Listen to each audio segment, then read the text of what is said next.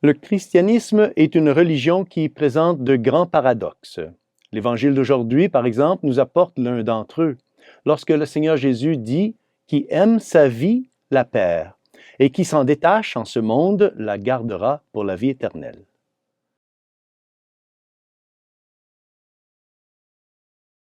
Au nom du Père et du Fils et du Saint-Esprit, Amen. Chers frères et sœurs, Salve Maria et bienvenue au commentaire de l'Évangile pour ce dimanche. L'Évangile de ce dimanche de Carême nous est présenté par Saint Jean, chapitre 12, versets 20 à 33. Et l'Évangile est une préparation à la Passion du Christ, qui sera commémorée au cours de la Semaine Sainte.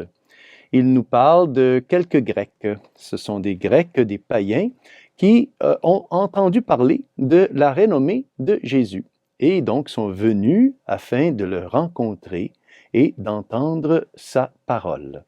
Les apôtres André et Philippe vont annoncer cette visite de ces Grecs au Seigneur Jésus et Jésus leur dit « L'heure est venue où le Fils de l'homme doit être glorifié. » Saint Augustin commente que notre Seigneur attendait un signe que son heure était venue, l'heure où il serait livré et crucifié pour notre salut.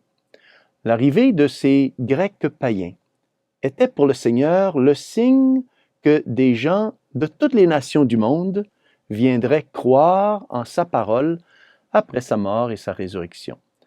C'était aussi un signe pour les apôtres, parce que les Juifs, pour lesquels Jésus était venu pour sauver, voulaient maintenant le tuer, tandis que les païens, eux, venaient pour recevoir une parole de sa sagesse. Donc, Jésus continue l'Évangile aujourd'hui en prononçant un beau discours sur la passion à venir, sur sa passion à venir, et sur la valeur de la souffrance. Écoutons les paroles du Seigneur. Amen, amen, je vous le dis. Si le grain de blé tombé en terre ne meurt pas, il reste seul. Mais s'il meurt, il porte beaucoup de fruits. Qui aime sa vie la perd, et qui s'en détache en ce monde la gardera pour la vie éternelle.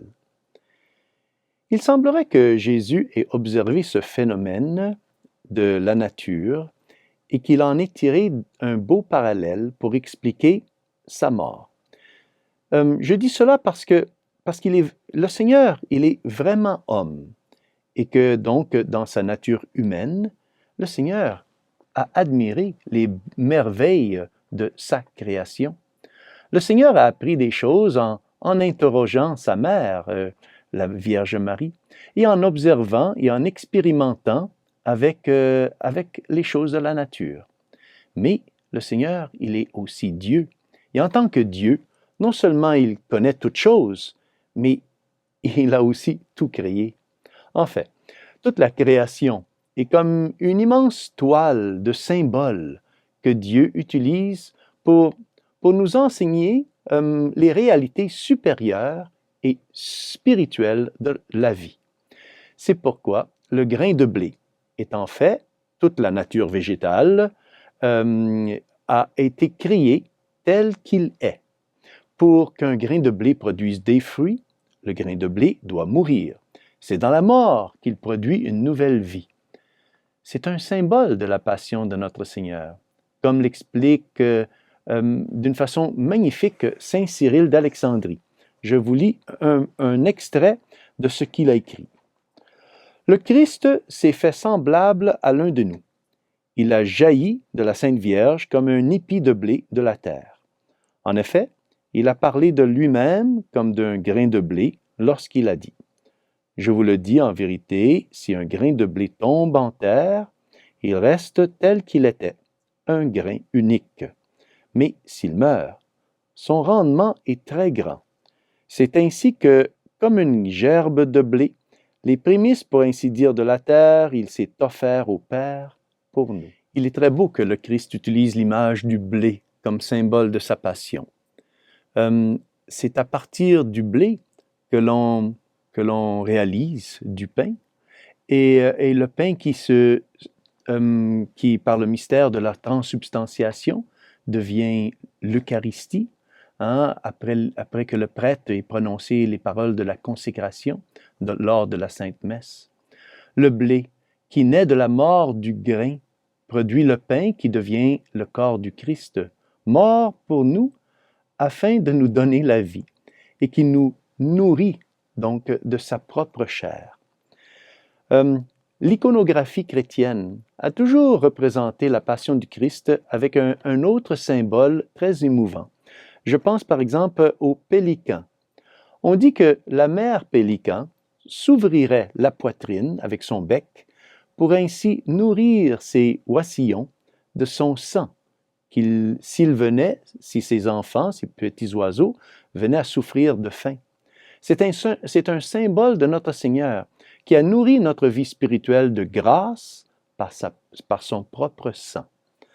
Ensuite, notre Seigneur poursuit son discours et prononce ce qui semble être un paradoxe. Lorsque le Seigneur, il dit « Qui aime sa vie la perd, qui s'en détache en ce monde, la gardera pour la vie éternelle. » Que signifie cette affirmation? Que signifie cette parole du Seigneur? Bien sûr, il n'y a personne sur terre qui n'aime pas sa propre vie. Si le Christ ne voulait pas que nous aimions la vie, il ne nous aurait pas créés tels que nous le sommes aujourd'hui. Alors, où trouver une explication? C'est saint Augustin qui explique qu'il faut faire la distinction entre le bon et le mauvais amour. C'est-à-dire que dans ses confessions, saint Augustin déclare, je le trouve, voilà, il est là. Saint Augustin, il dit, « Car il t'aime moins que celui qui aime avec toi quelque chose qu'il n'aime pas à cause de toi. » C'est-à-dire, si nous aimons quelque chose, non pas pour l'amour de Dieu, non pas par amour pour Dieu, alors nous aimons cette chose de façon égoïste. Par amour, eh bien, pour nous-mêmes. Cela inclut l'amour de notre propre vie. Si nous aimons vraiment notre vie par amour pour Dieu, alors nous voulons sauver ce que nous avons de plus précieux dans notre vie, qui est notre âme. Sinon, nous l'aimons faussement. Nous aimons notre vie d'une façon erronée et égoïstement. En commentant ce passage de l'Évangile, saint Augustin ajoute que notre Seigneur parle de ce faux amour pour notre vie. Il explique que Dieu est la vie de notre âme. Et si nous aimons notre propre vie, en laissant Dieu en dehors de notre vie, nous ne l'aimons pas vraiment. Nous ne nous aimons pas vraiment nous-mêmes. Nous finissons par aimer tout ce qui est égoïste pour notre propre profit. Donc, par exemple, l'argent, les plaisirs, le pouvoir. Nous érigeons ces idoles dans notre cœur après avoir expulsé Dieu de notre vie. Mais le véritable amour de soi est l'amour de l'image de Dieu en nous. Et l'amour de Dieu qui habite en nous par sa grâce. Cet amour n'est rien d'autre que l'amour de Dieu. C'est l'amour surnaturel par lequel nous aimons notre âme par amour pour Dieu et désirons son salut, le salut de notre âme, pour partager le bonheur de Dieu avec lui, pour le partager avec lui pour toute l'éternité. Rappelez-vous comment notre Seigneur a dit « Que sert-il à l'homme de gagner le monde entier s'il vient qu'à perdre son âme? » Mais pour sauver notre âme, nous devons être prêts donc à haïr notre vie. Oui, c'est-à-dire que nous devons nous priver des plaisirs, des désirs qui peuvent nous éloigner de l'amitié de Dieu. Et cela n'est possible que dans la souffrance. Oui, que dans la souffrance. Car souvenez-vous, si le grain de blé ne meurt pas, il ne produira jamais de fruits. Si nous ne mourrons pas à nous-mêmes, nous ne naîtrons jamais pour la vie éternelle. Si nous observons la vie des saints, comment les saints étaient prêts à souffrir et semblaient même aimer la souffrance, alors nous comprendrions alors mieux que cela est possible. Nous avons donc, frères et sœurs, une fausse idée de la souffrance comme un mal nécessaire que nous devons éviter donc à tout prix. En réalité, la souffrance, c'est un bien nécessaire qui nous unit plus étroitement au Christ. S'il n'y avait pas de souffrance, nous ne pourrions jamais prouver notre amour envers Dieu, car toutes les épreuves que Dieu permet comportent toujours une part de souffrance. Et si nous ne prouvions pas notre amour, alors nous n'aimons pas vraiment. Imaginez une relation entre deux époux dans laquelle ni le mari ni la femme n'auraient jamais eu à souffrir ou à se sacrifier l'un pour l'autre. Ce serait une relation défectueuse, car le don de soi est nécessaire à l'amour véritable, et le don de soi sur terre implique la souffrance. De la même façon, pour que nous puissions vraiment aimer Dieu, nous devons être prêts donc, frères et sœurs, à souffrir. La souffrance est la façon dont Dieu nous unit à lui. Telle est la grande leçon de la liturgie de ce dimanche de Carême. Aimer la croix, aimer la souffrance comme un don d'amour de Dieu et ne jamais la fuir. Paradoxalement, si nous embrassons la souffrance avec joie et enthousiasme, alors elle devient plus facile à supporter, surtout si nous le faisons par amour pour Dieu et si nous cherchons à nous unir à lui.